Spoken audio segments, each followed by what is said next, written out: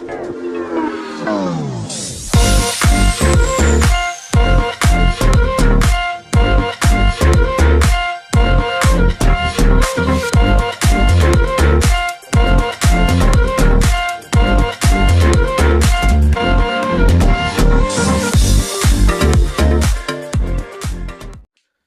sejahtera Malaysia. Tuan-tuan dan puan semua, selamat datang ke channel Fels Lifestyle. Saudara-saudara, satu lagi kejadian ataupun satu lagi isu menarik yang saya nak sampaikan hari ini.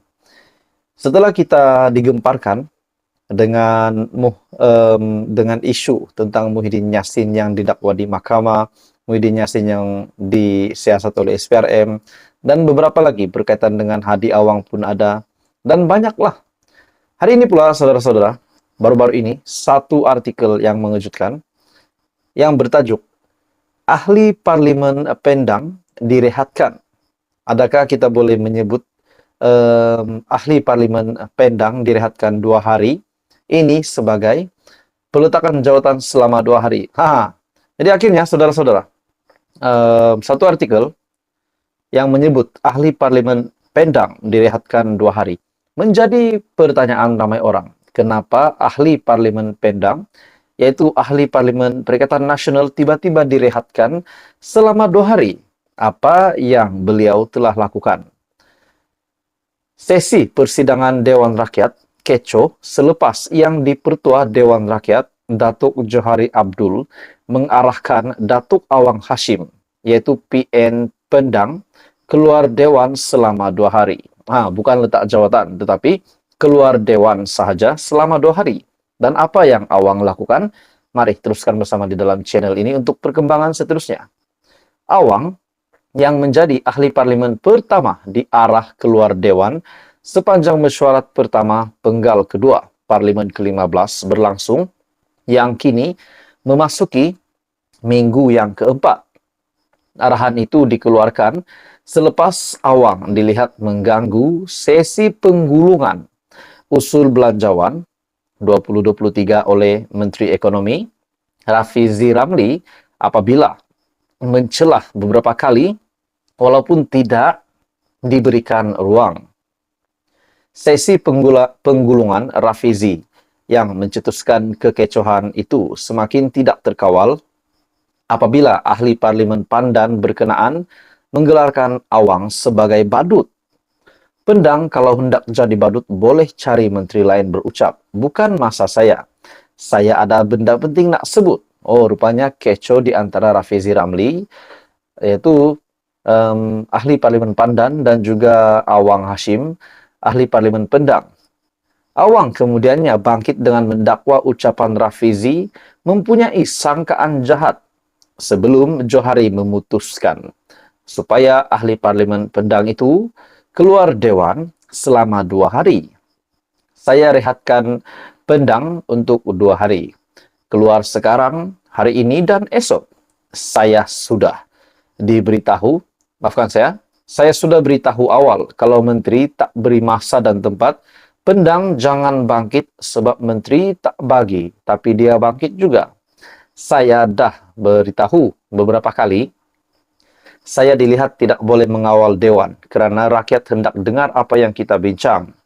Rafizi bagaimanapun menarik semula perkataan badut itu selepas diminta Johari. Saya tarik balik Pendang badut dan Pendang bolehlah keluar. Kekecohan berterusan apabila Awang tidak berpuas hati terhadap ucapan Rafizi yang menyuruhnya keluar kerana menyifatkan arahan itu sepatutnya hanya keluar dari mulut yang Dipertua. Bukan kerja dia, tapi kerja speaker. Saya nak dia tarik balik Pendang keluar, kata Awang.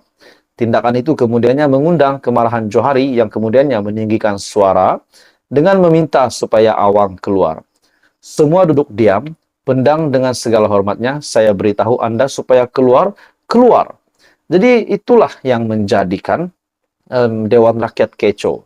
Jadi pada akhirnya ahli parlimen Pendang yaitu Awang Hashim dari PN Pendang direhatkan 2 hari. Jadi apa komen Anda? Teruskan bersama di dalam channel ini untuk perkembangan yang lain. Jangan lupa tekan butang like, share, dan subscribe.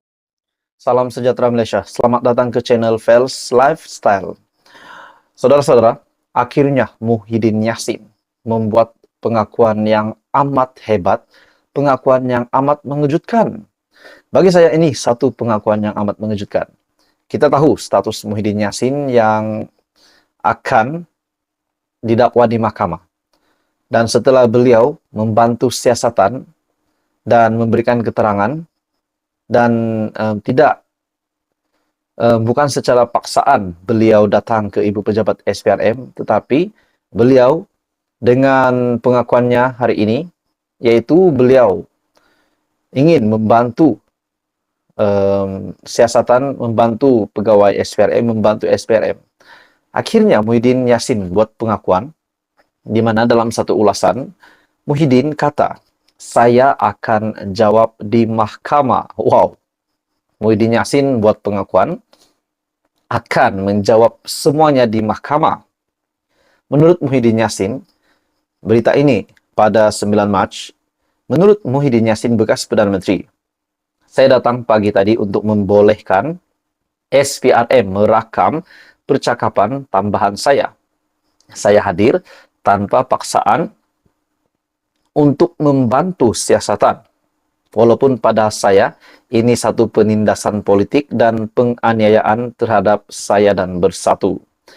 SPRM membangkitkan dua perkara, yaitu Projek Jana Wibawa dan rayuan pembatalan cukai oleh Syed Mokhtar. Jana Wibawa adalah projek semasa pandemik COVID-19 untuk membangunkan semula ekonomi negara, khususnya untuk menyelamatkan kontraktor Bumi-Putra yang akan jatuh bankrupt. Sedihnya, ini dijadikan modal politik seolah-olah ini satu skim untuk mencuri uang negara. Itu adalah pengakuan yang mengejutkan daripada bekas Perdana Menteri dan juga Presiden Bersatu yang juga pengurusi Perikatan Nasional.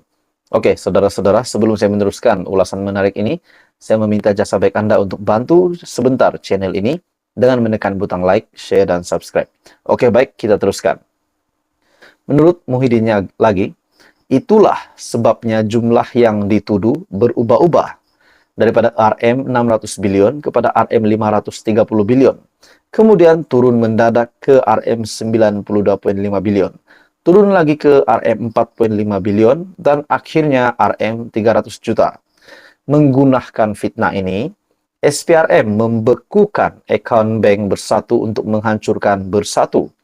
Inilah jahatnya fitnah.